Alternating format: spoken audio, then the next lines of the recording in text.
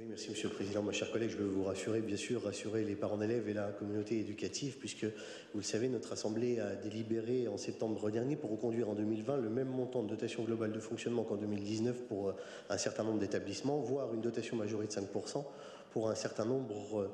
d'entre eux en fonction de leur fonds de roulement notamment. Nous sommes aujourd'hui dans une phase de transition qui doit nous permettre de définir de nouveaux critères d'attribution pour notre dotation de fonctionnement, plus équitable, notamment à l'échelle des établissements et surtout qui tient compte d'autres dimensions telles l'éloignement d'une offre culturelle, par exemple, notamment en lien avec les sorties pédagogiques si importantes que vous évoquez. Nous avons à ce stade d'autres inconnus liés par exemple à la hausse des prix du gaz et de l'électricité ainsi qu'à la mise en place de la nouvelle grille tarifaire de la restauration qui sont également présents cette année puisque vous le savez à compter du 1er janvier prochain nous aurons 7 tarifs de restauration avec une grille qui sera proposée aux familles allant de 0,50 centimes d'euros à 5 euros permettant, et je le rappelle ici, une baisse des tarifs pour près de 70% aujourd'hui des familles.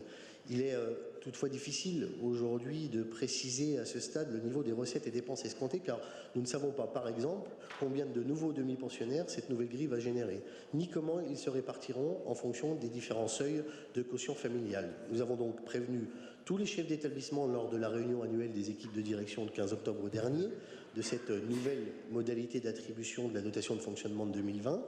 Je veux vous dire qu'en parallèle, nous avons constitué une réserve départementale à hauteur de 1 million d'euros qui pourra être attribuée par dotation complémentaire justement en 2020 aux établissements en fonction de leurs besoins. Nous venons d'envoyer une enquête à chaque collège pour recueillir justement les données qui lui sont propres et nous permettre de calculer en tout début d'année 2020 le montant de la dotation complémentaire qui lui sera versée. Donc les collèges de Cirey, de Baccarat, de Bénaménil, comme tous les établissements du département qui en auront besoin, se verront verser une dotation complémentaire dès que nous serons en mesure de préciser son montant sur la base des données exhaustives que nous transmettrons les établissements. J'ajoute que comme chaque année, les 2/3 de leur dotation leur seront versés dès le 15 janvier. Ça doit permettre aux établissements aujourd'hui d'assurer largement les sorties pédagogiques programmées pour les 2 premiers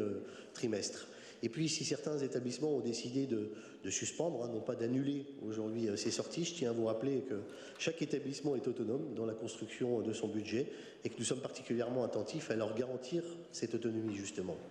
Et un exemple toutefois est sur leur sollicitation. Nous sommes allés avec Catherine Boursier dans les établissements de notre canton puisque pour aller en complément du travail très précieux qui est fait aujourd'hui par les services de la direction de l'éducation envers eux, anticiper ces questions de budget et les conséquences qui s'y rapportent et avoir en préalable au vote du budget justement avec eux un dialogue de gestion qui les a parfaitement rassurés sur les cas de figure similaires qu'ils pouvaient rencontrer et que vous évoquez et qui leur permet justement de maintenir un haut niveau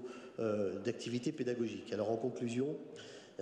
chère Rosemary, je veux redire ici qu'il ne sera pas question de triple peine pour aucun des collèges de Meurthe-et-Moselle, que nous garantissons aux établissements, comme nous l'avons toujours fait par le passé, les moyens d'assurer la réussite éducative, bien sûr, de tous les élèves et ceux dans tous les territoires.